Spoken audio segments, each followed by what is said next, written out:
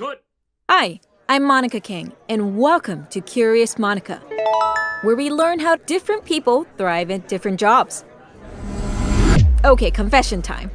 While I love everything I do at work, I also love prioritizing my self-care time with endless movies and TV shows. And yes, I do get quite a bit of screen time with work now also being all online, but that wouldn't change my love and respect for entertainment. From action to K-drama to movies that make me cry with a smile for hours. Entertainment is a source of humor, perspective, inspiration, escapism, and a bundle of sources of creativity that I hold on to and savor each day. And as I watched more content, I started to get more curious about the people in the field.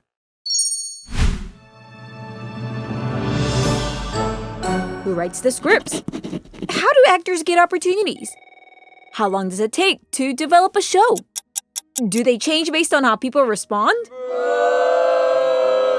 How are costumes designed? How do they make music? And how do streaming platforms decide what show to buy or not?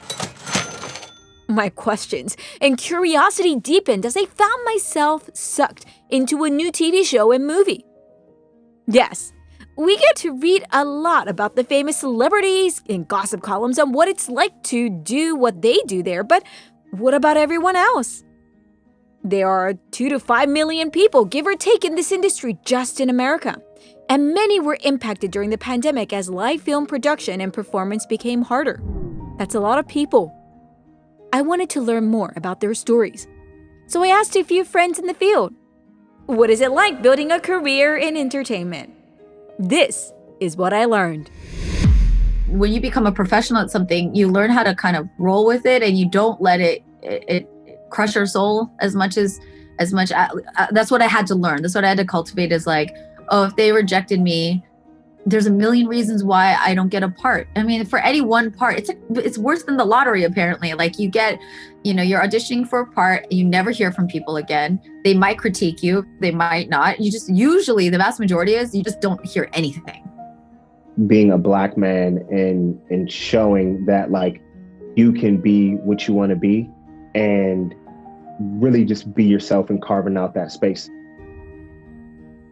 I've also just been obsessed with films, and I love just breaking things down, dissecting everything and understanding, like, why is it successful and, like, why does that matter?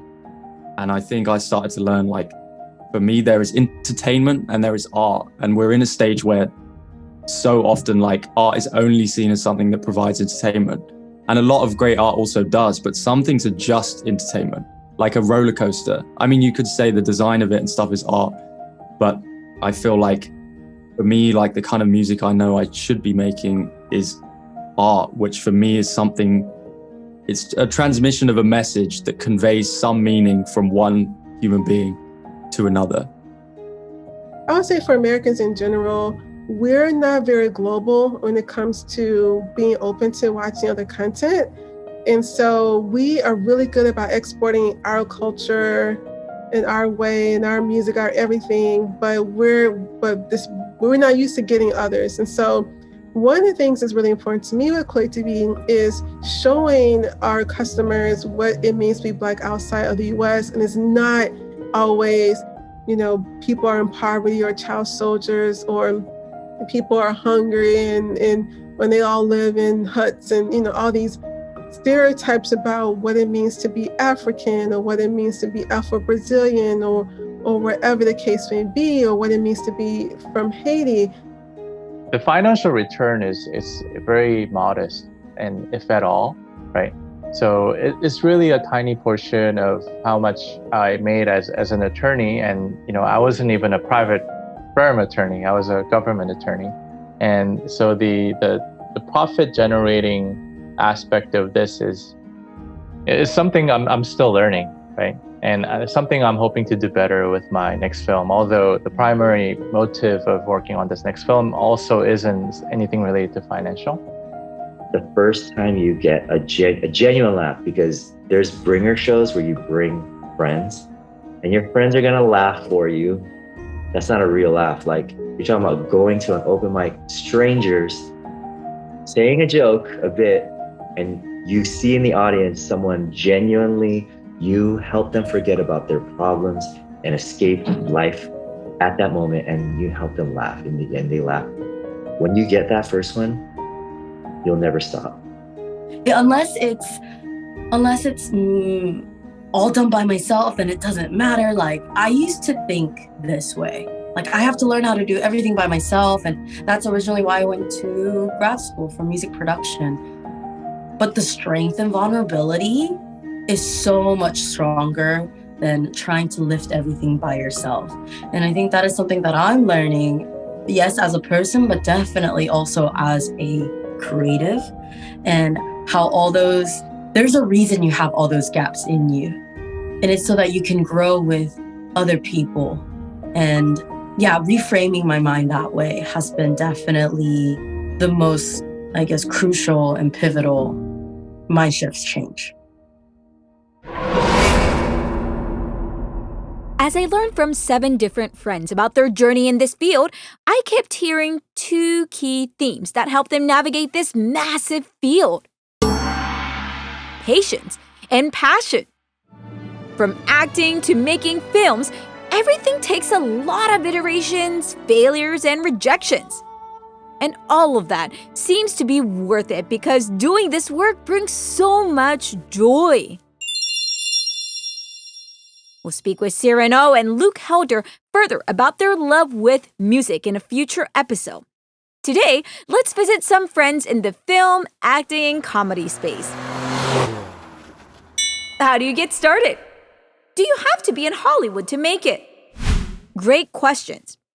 My friend Minji Chang shares as she looks back at her journey into how she became someone with many hats: an actor, voice actor, producer, podcast host, and the former executive director of Collaboration, a global platform to discover, empower, and connect Asian American Pacific Island artists and leaders to promote diverse representation in media.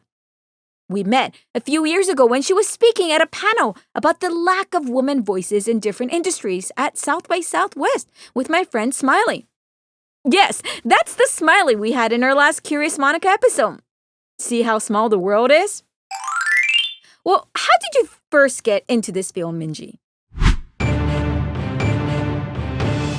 Yeah, definitely. There's a very long answer to that. The short one is I did not think that I was going to be doing this as my career because I was originally on a very committed path to becoming a doctor. Wait, what? Really?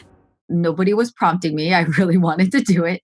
And I actually started that journey even in high school. So by the time I started college, I was like 4 years into like shadowing doctors and doing projects to like study what it's like to work in a hospital and different career paths. So that was definitely the goal. I wanted to be an obstetrician, gynecologist. I wanted to support women. I was just noticing, I was like, why are there so many male OBGYNs?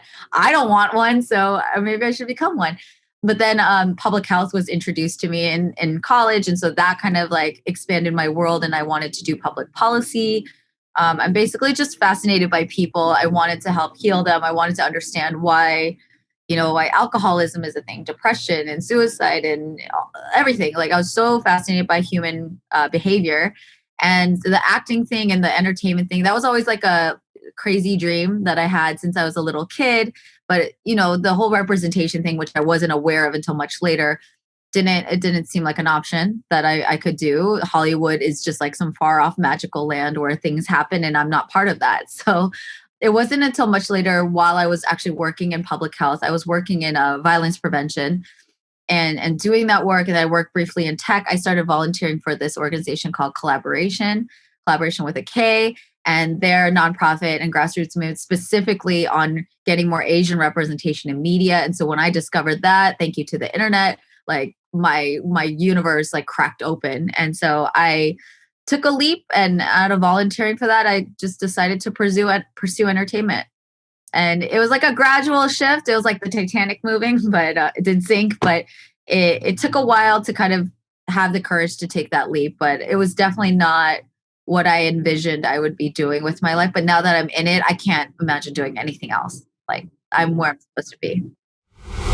Wow, this is is news to me, as Minji is a key figure I know in LA who's a bridge builder and activist for AAPI's having a voice in entertainment. Reading our Facebook posts is how I grew more aware of how deep the diversity and inclusion gap is in Hollywood and how much effort it takes to get an opportunity. So what inspired you to grow from a fan to being the executive director of Collaboration with a K and key bridge builder of this network of AAPI artists?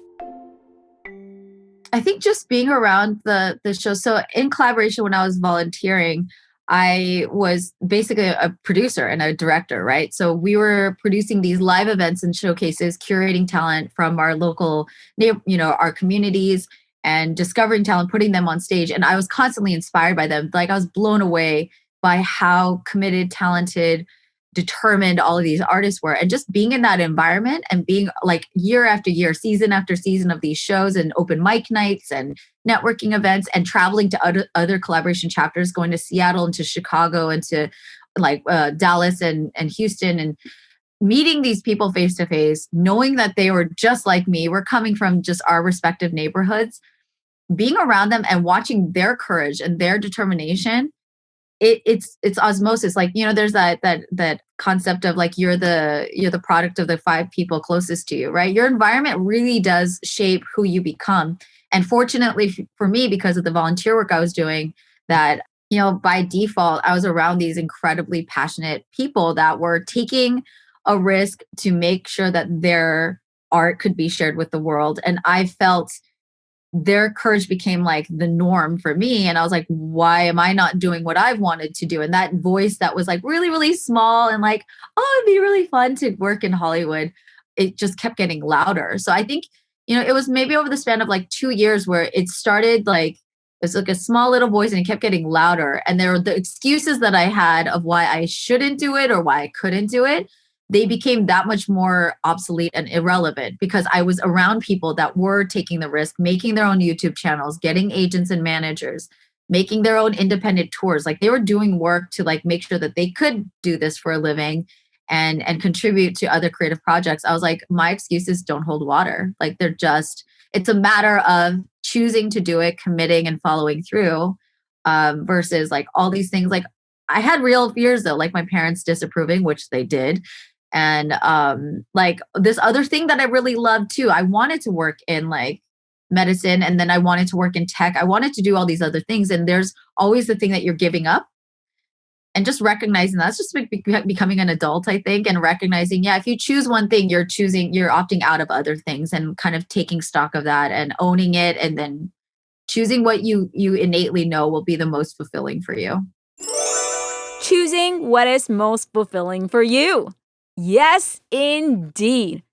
Environment matters. Jim Rohn quote, "You are the average of the 5 people you spend most time with," is something I go back to each time I reassess how I feel about where I am today. It's a reminder to seek more good people around you, but also be grateful for those who are around you already. But as Minji shared, starting still isn't easy. What are some of the excuses you speak of that you were able to get past because of this community? Tell me a bit more. That's such a great question. One of the excuses was just, I guess, the obvious, which is ironically the need for why representation matters, is that like, oh, there's nobody like me doing this, or like it's kind of like creating a narrative where like I'm not welcome or it's going to be impossible. There are so few people doing it. But ironically, that was the driving force of like why it would make valuable sense to do it, because if somebody like me or like, people in our community are not at the table, isn't that more reason to go be at that table? It's very frightening though. And it's kind of like this self-preservation feeling. I think all of our human tendencies is to remain safe and secure. We want to create systems or environments so that we don't have to encounter danger. That makes sense. Like that's an innate human quality. So I'm not knocking anybody for having fears, but I think when it comes to having courage or bravery, that fear is built into it. You can't be brave unless you're scared of something, right? And you face it anyway. And that's something that my older brother like brought to my attention. He was like, "I don't want you to be a fearless person, Minji. I want you to be brave." And that kind of shifted my mindset of, okay, yeah, these excuses, they're coming from a place of trying to protect myself. But what am I protecting myself from? I'm protecting myself from rejection. I'm protecting myself from uncomfortable conversations, or pointing out some like systematic flaws that, like, I don't want to be the one doing that. But that's like, life requires that, like accountability. We're seeing across the board in a lot of different arenas right now in our present day requires that. And it doesn't have to be as threatening as we fear. It can be a collaborative thing where, like, hey, you're introducing somebody to an opportunity. Like, hey, there's all these Asian American stories out there. Instead of saying, you don't care about me and you're doing all of this wrong, it could be like, there's just people that may not know, oh, there's this wealth of other content that can be created that can hire and employ, populations of people, because every little film or TV show, it's like a little economy, right? I've learned how to have more of an abundance mindset, and I think that those excuses were coming from fear. They were coming from a scarcity mindset, and just like, honestly, I was just a very scared person, and I don't think there's anything wrong with that. I think it's just a natural part of life. But yeah, I was definitely just trying to find reasons that I didn't have to do the thing that was hard and that would kind of lead me to where I wanted to go and go through it. So representation matters. It always has. Because what we see, we become. And when we don't see someone like us on screen, we wonder, maybe that's not what I can do. And the community is speaking up more and more. Just this month, the long-anticipated summer musical Into the Heights by Lin-Manuel Miranda and John M. Chu came out to theaters and received both glowing love and criticism for diversity and representation. There were appreciation that we had a summer musical movie that spoke about a neighbor with such perspective and storytelling. There were criticism for their clearly lacking Afro-Latino characters and actors that could represent the true diversity of that neighborhood. It led to Miranda apologizing a few days after the release of the film for its team not being able to find the diverse talent it needed. Moments like this make me appreciate leaders like Minji and others who speak up about these gaps with courage. As Minji's brother pointed out, it's not fearlessness, it's bravery. And these lenses matter, all the way down to the content creators. Meet Pierre Edwards, co-founder and creative director of Studio Sonic, a man who is full of talent, creativity, and stories. We became friends a few years ago when he was a photographer for an award I got at WeWork. I appreciated his care and how he made his photography, art, and storytelling. I learned how photography and videography was just one of the many things he did to tell creative stories. I was impressed by his drive. And like Minji, entering into the field of art and creative content was a journey with persistence for Pierre. Yes, big umbrella question. Yeah, so I guess I'll start from the beginning. I've always kind of had an interest in art per se. So I was introduced to art through sneaker culture, which I was a basketball player coming up, and I really got into sneakers through Jordans and things like that. And then they would start to have these special releases, and they would collaborate with different artists like Futura and Cause and different people like that. And that exposed me to art. And so that was my first kind of real encounter with art. So through that, I was able to kind of get completely immersed in what back then, and I guess they still call it that now, it was the streetwear world. So it was kind of the graphic tees and, obviously all the OG streetwear brands came from Asia. And I was able to really interact with art through that. And it just kind of started to build on itself. So through there, I kind of started to get linked up with artists around here. And I was the kid that was like 16, getting I have artist homies that would sneak me into their gallery openings because they were all 21 and up. So I'd like meet them at the back door and go in. I won't say any names, but thank you for that, because that was the seed that was planted. And then from there, I started a fashion, music, art blog when I was in high school. So I'm 29 now. So this was about 15 years ago. And I'd interview different local clothing lines and do different things, artists with artists, and I had my own t-shirts. So it's like creatively, I've always kind of been into art and to, expressing myself in that form. And though the road has kind of taken different left turns or right turns as everyone's does, now I am here. So. And today, Pierre is a creative director where he and his team create unique content and visuals to tell stories that they feel are not represented. But what does being a creative director really mean? What do you do? Yes, yeah. So I'm happy to talk about that because I do want to demystify some of that because creative directors, I think what a lot of creative directors do is they capitalize off of mysticism of people not knowing what they actually do, and hence you can kind of like it's mysterious and you can charge more. But for me, this is coming from someone who is fairly analytical, and I enjoy systems and processes and habits. A good amount of what I do, more of what I do, is actually business facing at this very point of where the studio is. So I was a freelancer. I would consider myself to have been a freelancer up until the beginning of 2020. So me and my partner, Elida Arbello, we officially started Studio Sonic in May of 2020. So in the middle of the pandemic. Which is interesting time to start a business. But ever since then, really what we've been doing is we have been really drilling in on our processes, on our systems, how we engage with clients, the business end of it. His wonderful wife, Allie, is our operations manager. So she actually is really the boss. She tells us what we can get and what we can't get. If it were up to me and Elle, we probably would have no money in the bank because we would just like spend it on all sorts of weird stuff like furniture and stuff. But she is the one that's like, all right, like for Q1, this is what we could do for this. So what I would super encourage people is the balance of the business and the creative is so important. And even at times, if you feel like the balance is a little off and the business is taking up a little bit more time, hold fast. Like the creative will come, especially if for me, that's kind of just something that kind of comes pretty easily. Like I don't say easily, but like, again, I understand my process. So I know how to arrive at an idea. And because of my experience as being a freelancer, and not only being a freelancer, but being kind of like the person that people kind of knew could do things in a tight timeline, I've had to learn how to ideate very quickly. And I love the fact of now that we're kind of getting to a place where I don't have to do that and we can kind of take more time.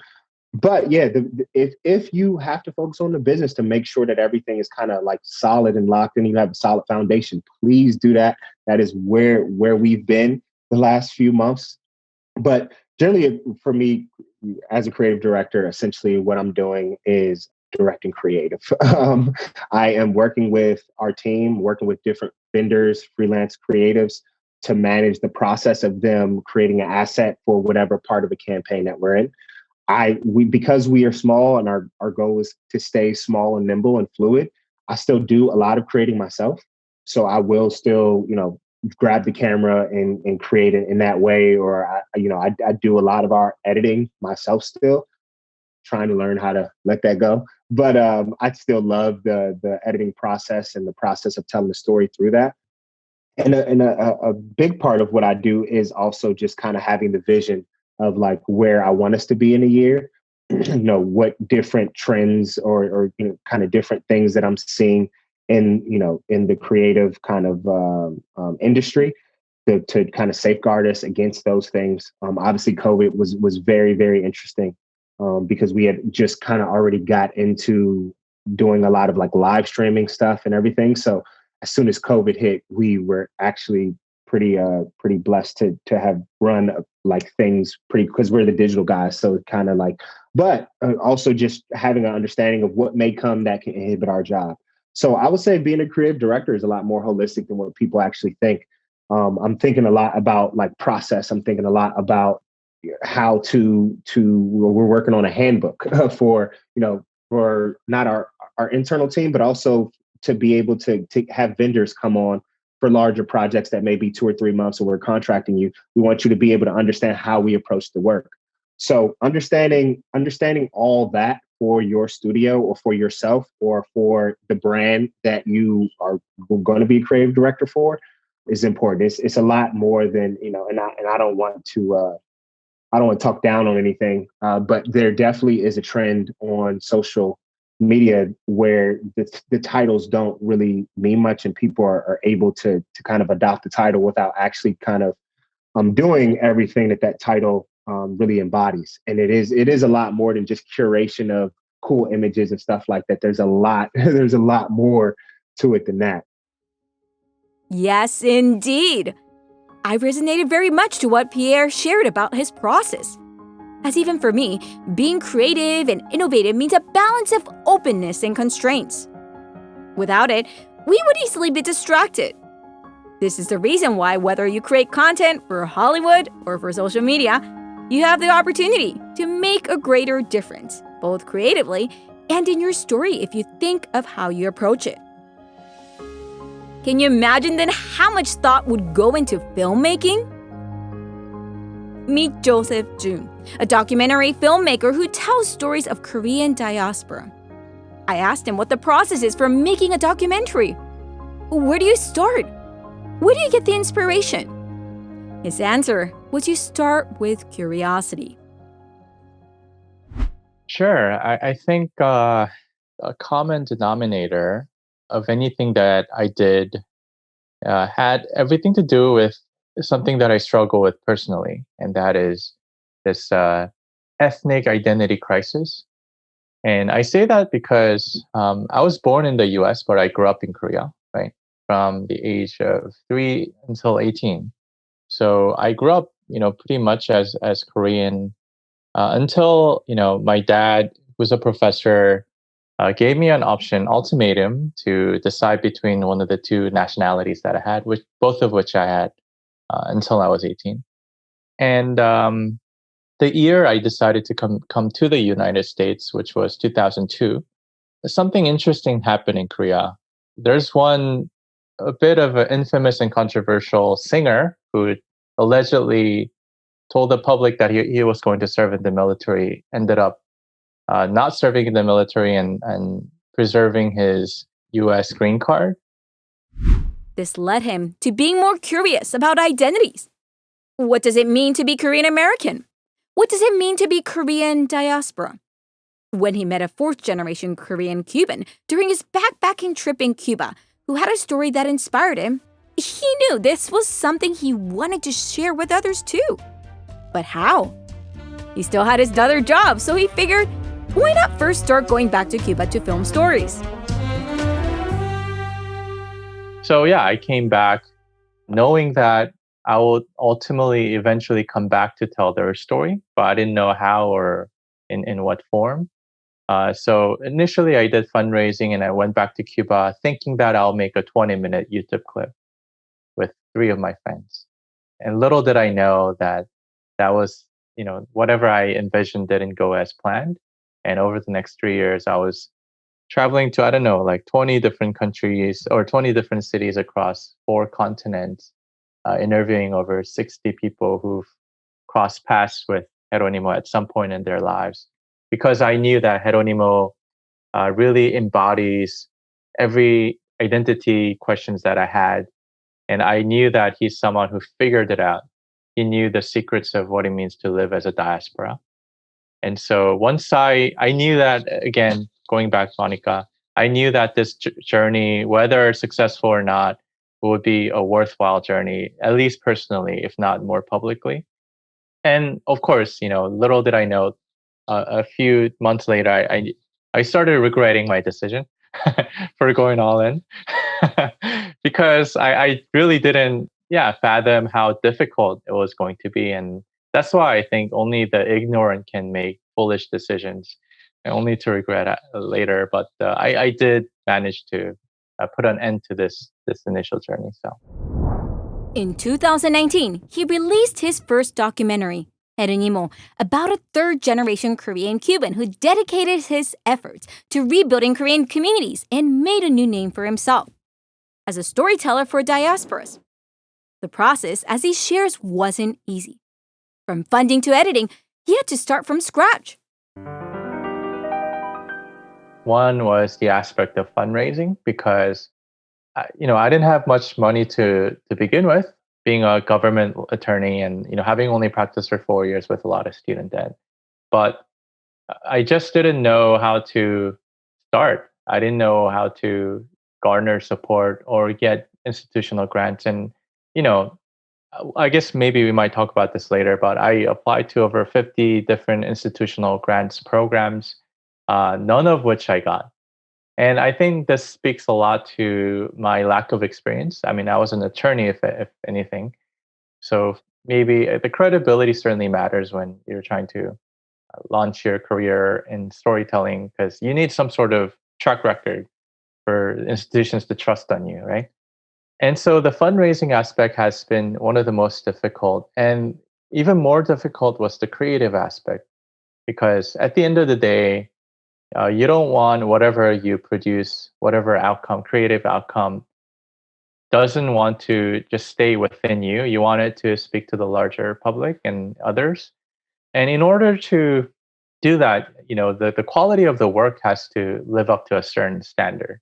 And so living up to that standard was the most difficult because, making a 5-minute or, maybe even 20-minute short documentary is a one thing, but to weave so many different, complex narratives and journey into a feature-length documentary was just a challenge of its own, right? Something that I never thought I could do. So I edited in this humble room for a whole year with my editor. And I'm talking about working from Monday to Saturday every 11 a.m. to 7 p.m. for an entire year. I mean, that's how much difficulties that we had. And it was not fun. I had mental stress, which resulted in having a bad physical conditions in general for a whole year. So the creative process, I would not downplay the importance and difficulties of it. Difficult, but important indeed. This is why, as he continues to develop future films like Joseon, he hopes to share his journey to encourage others to see new possibilities in this industry.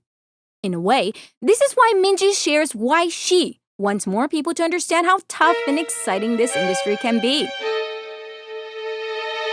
I asked her why. I feel like I'm going to come off very Pollyanna, but it is my honest opinion. The industry is and can be very brutal. There's a lot of no's, but I think that when you become a professional at something, you learn how to kind of roll with it, and you don't let it crush your soul as much. That's what I had to learn. That's what I had to cultivate. Is like, oh, if they rejected me, there's a million reasons why I don't get a part. I mean, for any one part, it's worse than the lottery, apparently. Like you get, you're auditioning for a part and you never hear from people again. They might critique you. They might not. Usually the vast majority is you just don't hear anything. And that can become very maddening of like, okay, I put all this effort into like creating a character, learning the lines, showing up on time. It's a lot of effort. But when you get your rejection, that rejection is usually just ghosting. Like people just disappear and they're like, that was really great. Thanks for coming in. Best of luck. And you never hear from them again. I think just the general thing, like there is a very sleazy and nefarious and like sharky depiction of Hollywood. And I do understand that exists. I'm not blind to it. I think there's some of the best people I've ever met in Hollywood too. No industry, I think, is like completely the same with like politics and tech and like whatever you want. Not everyone in there is terrible. There are a lot of people who are ethical, who have a strong backbone, who have empathy and kindness and a true collaborative spirit. They exist as well. They just usually don't make headlines as much because they're not scamming somebody or like, you know what I mean? Like, so we're in a very media driven world. And so I am further understanding the things that happen in my industry, how much it impacts the rest of the world and how much the rest of the world can, not to over-aggrandize like Hollywood, but it does make an impact of like how we're representing things. And I do think the representation of Hollywood, I personally have been able to work with people that do care that they make a good, like, solid effort to do the right thing. Does it always get executed perfectly? No. I've seen things become like, they just, like, any attempt can, like, it can succeed or it can fail. It doesn't quite land. But I think that Hollywood has a lot of collaboration. It has a lot of people who recognize, I single-handedly cannot make this movie or this one thing come to life. They know that, like, I need other people to work with me, and therefore it's more collaborative than everybody just trying to screw each other over. I know that exists, and it happens, and I have experienced it myself.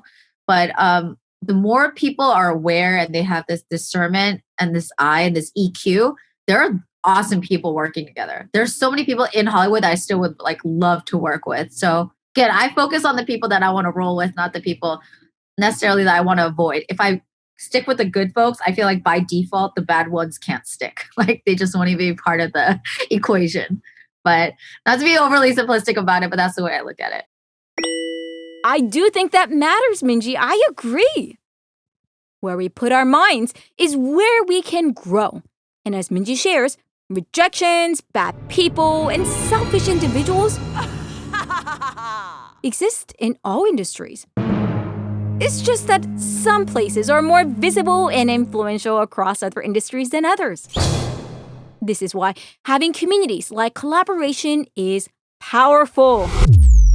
I asked Paul Kim, known as PK, how he found the courage to start collaboration with a K. Yeah, I started collaboration, Asian American Talent Show, in the year 2000. Just started with a credit card, lost all that money. I lost a few $1,000s because the first show I booked it, 1,200 people. I was like, if you build it, they'll come. Sometimes they don't come, right? It's like, well, a little bit came, like a 1,200 seat theater, and then 200 people came. I was like, so defeated. But this one kid, like, visiting from Oklahoma, he emailed me, and I saved that email. He said, like, this Asian talent should change my life. Like, I've never seen so many Asians in one place. I've never seen so many Asian singers and dancers and rappers. I don't even know there was Asian rappers, and it changed my life. And so I realized, got to keep this going. So that's part of life, is just feeling defeated, but you just keep getting back up and moving forward. You feel rejected. It feels like rejection when you get a big theater and 1,000 seats are empty, and people were leaving during, like, we started with 200 and then, like, we ended with like 100, it's so late. But then the next year we did it, 400 people came. And then the next year, 800, and then 1,200. And we kept doing it. And then we did it in other cities. And then by the 9th year, we had 6,300 people come to collaboration. And we turned away 1,000 at the door that year. It was amazing. It felt like, from the first year when I said, Asians in the house, make some noise, and it was like golf clap. People were like, where is everybody? And to, like, the 9th year at the Shrine Auditorium in LA, when I remember being on stage, thinking about that first year, 9 years before, and going, Asians in the house, make some noise. It is just 6,300 people. I teared up. I remember, like, crying, like, you just always have to keep moving forward, never give up. A humble beginning indeed.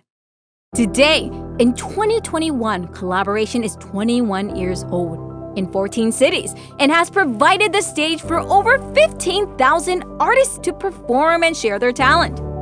Even during the pandemic, they have continued to produce community programs, educational resources, and events to empower more Asian American creatives to find their voice. But that's hindsight 2020. What gave you the courage to not give up building this, PK? Tell us more. Yeah, so I'm a preacher's kid, really strict Christian household, was not allowed to listen to even the radio. Like, secular music is devil's music, So kids are always going to be relevant. I'm the last of 5. I'm the black sheep.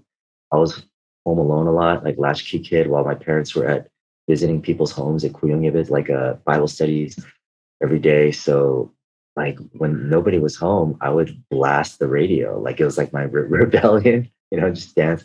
Like, I do homework and just blast rock, hip hop, whatever. And in 7th grade, like, there was a tape going around One was NWA, and the other one was Eddie Murphy Delirious.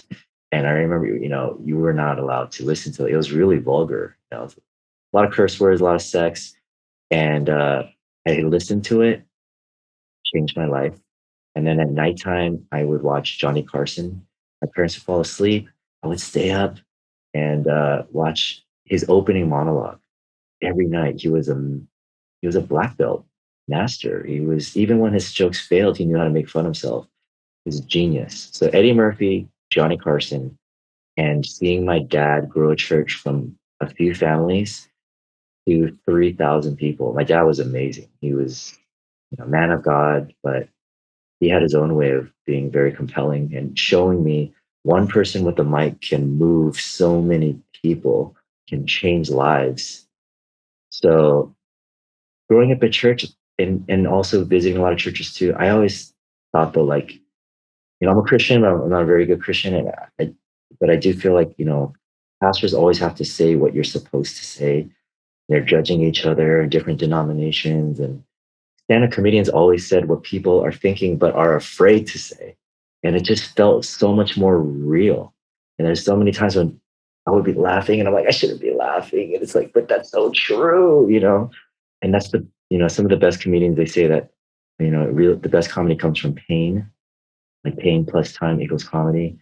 So like some things that are very painful in the past, you can laugh at later. And so I just always kind of had like a dream of like, I want to do that, like if I can do that as a job, that'll be amazing. The mic that could move people's hearts. Realizing how much another Asian talent on stage was moving others with collaboration, he knew he had to keep that going while he also continued to pursue his dream in comedy. Even if that meant keeping his day job doing sales. Coincidentally, another role where you have to face a lot of rejections. So that's what I do in the daytime. And the reason why I do that is to feed my kids, pay the bills, and because I have not reached my entertainment dream. That's pretty much why anyone does cold calling all day long they haven't reached the dream of what they really want to do, because nobody wakes up every day and goes, I want to cold call all day and get rejected all day. It's exhausting, and then you have to like take all the notes down.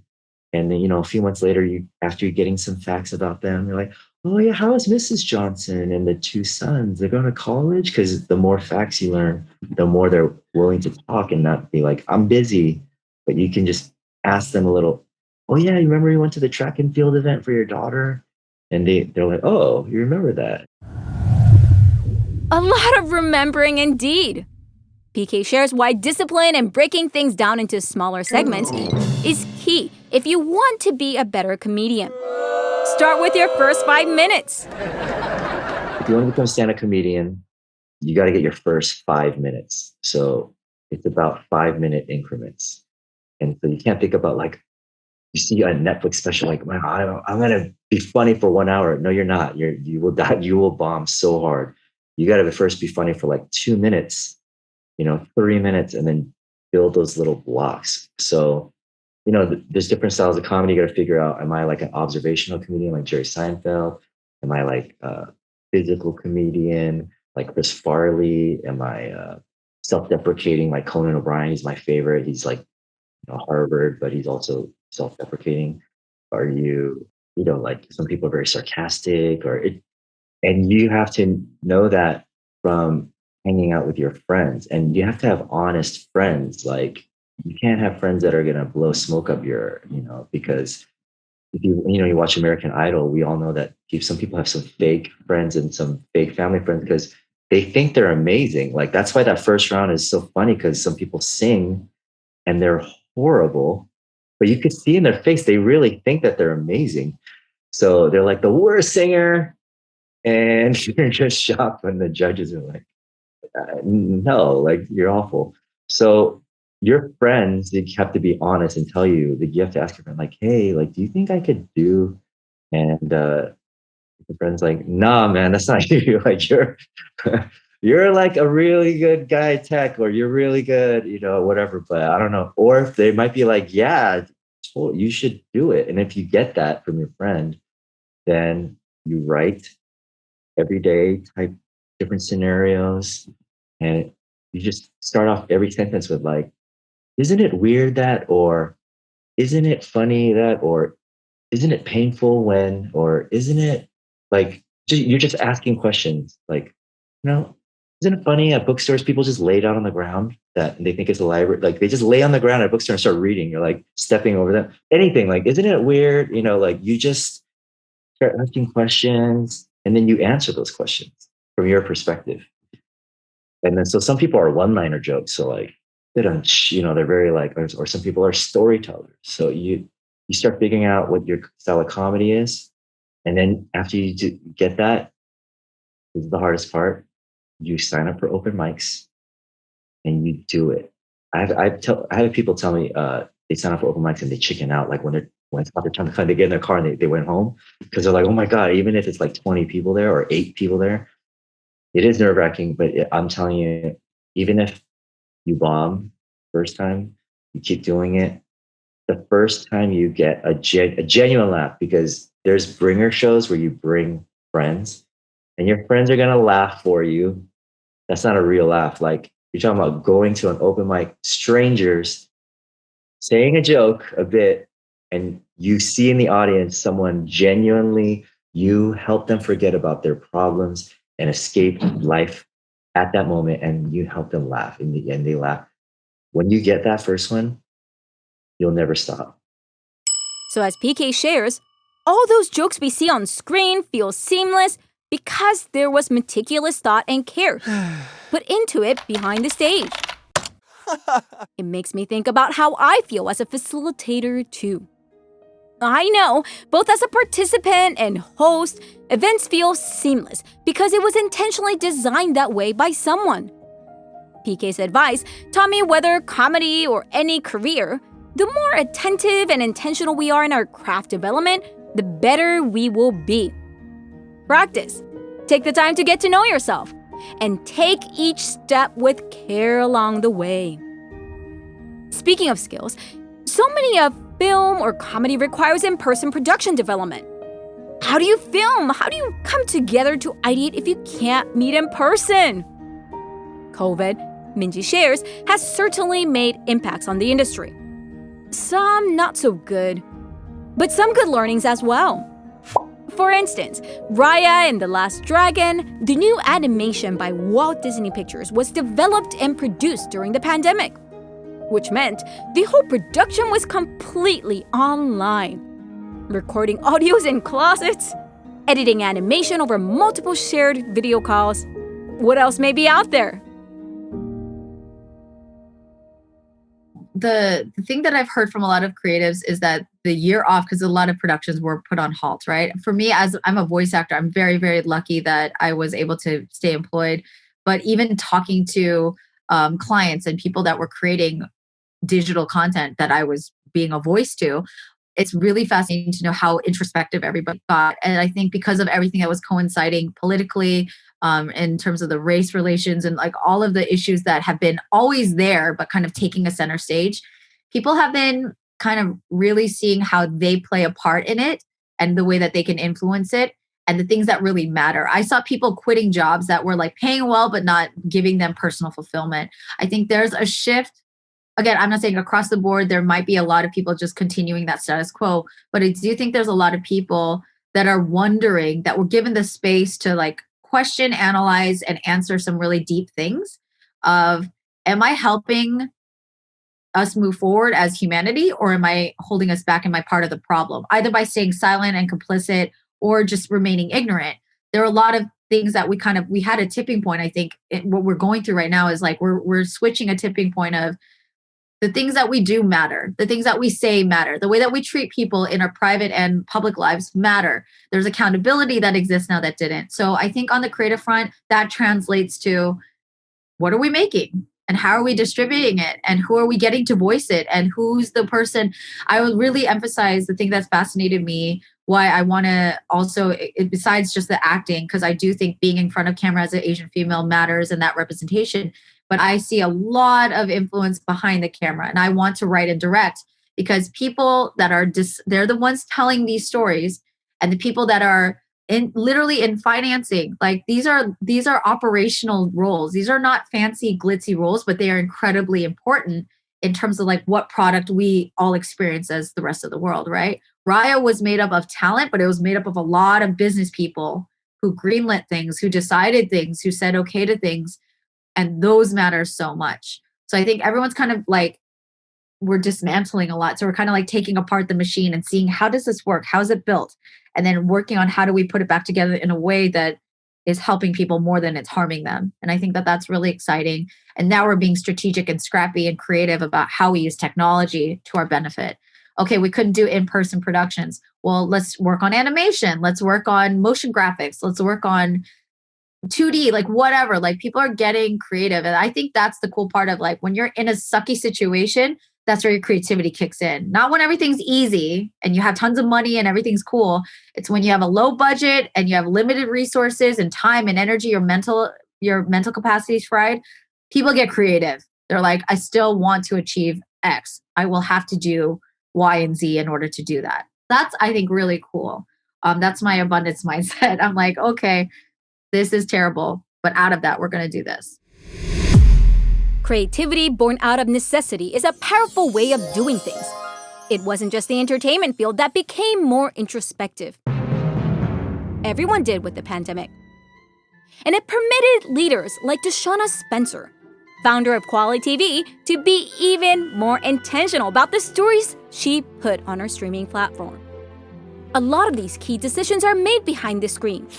DeShuna built Quality TV because so many of those decision makers did not regard diverse stories like hers. I remember like talking with some of our filmmakers or even customers like in Senegal or Ghana, like the first time came to America, even they had negative thoughts about Black Americans because of what they saw in mainstream media, or like we all can rap or whatever, we're all living in the hood, and they were just so negative. And until they actually went to these same schools as other Black Americans, until they actually interacted, they had a very different view. And so that's one of the things I think we're doing with Quality TV is that we're showing a different side. We're telling different stories about Black people that I think mainstream media is not really focusing on, because they're just focused on the lowest common denominator and this one brush of what it means to be Black in America. And I also feel like, in the same sense, for Black Americans, I would say for Americans in general, we're not very global when it comes to being open to watching other content.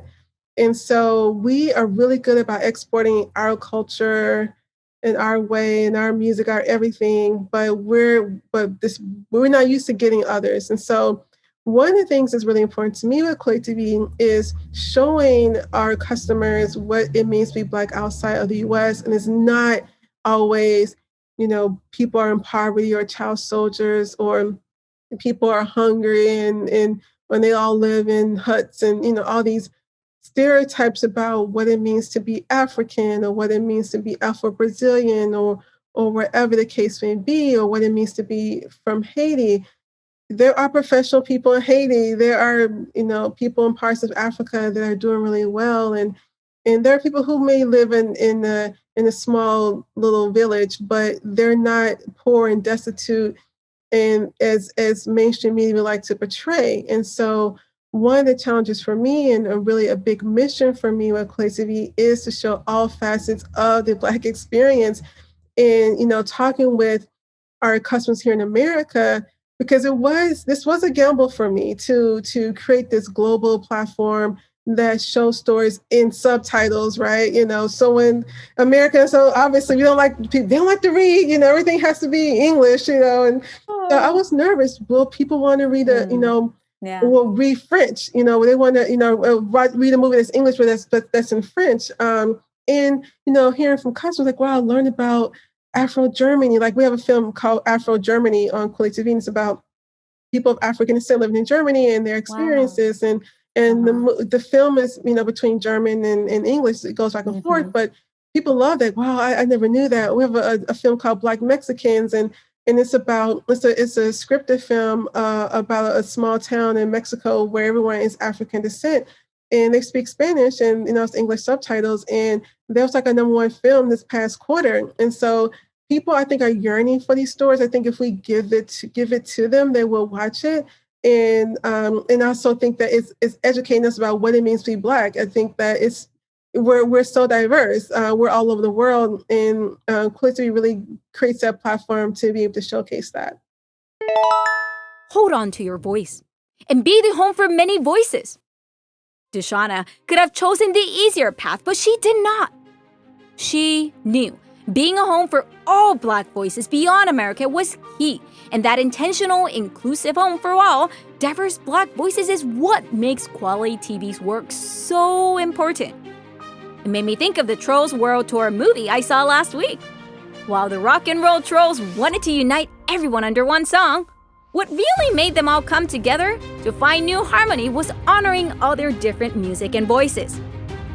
That celebration of colorful identities is only possible by each of us recognizing how we have the opportunity to honor diversity, but also realizing how we first need to hold on to our own voices and not let others conform who we are. Just really, really have an understanding that your perspective is unique to you. Please, please, please hold that dear.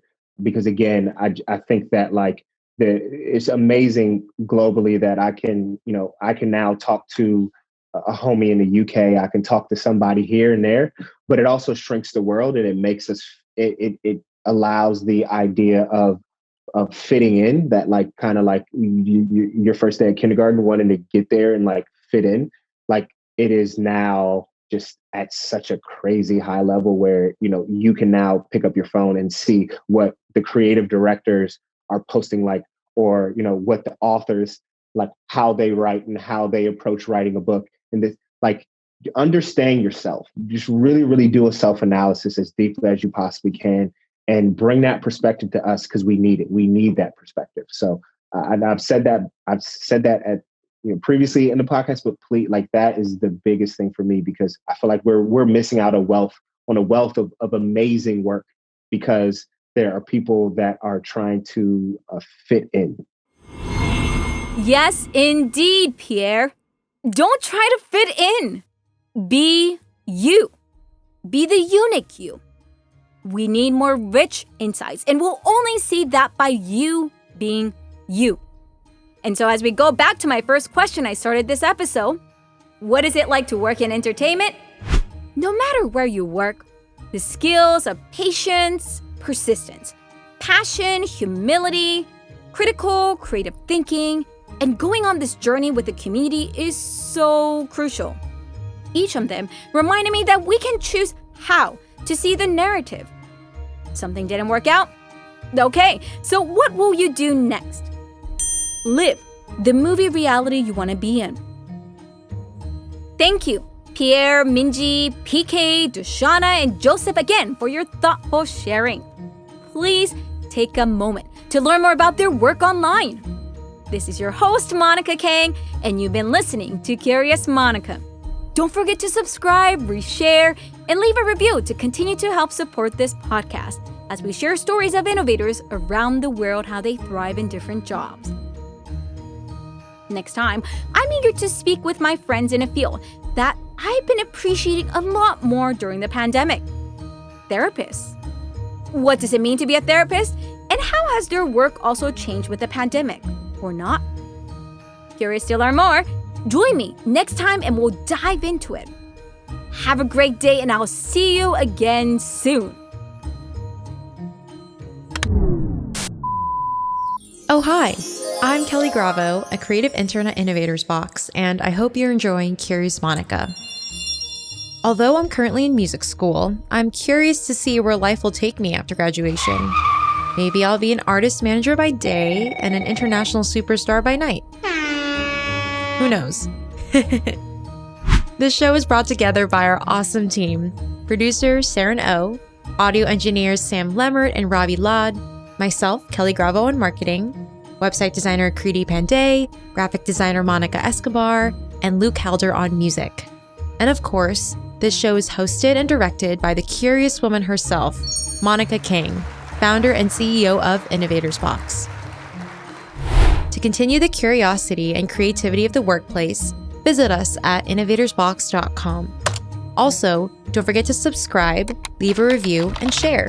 We would love to hear what you're curious about and what mysteries Monica can uncover in our future episodes. See you next week.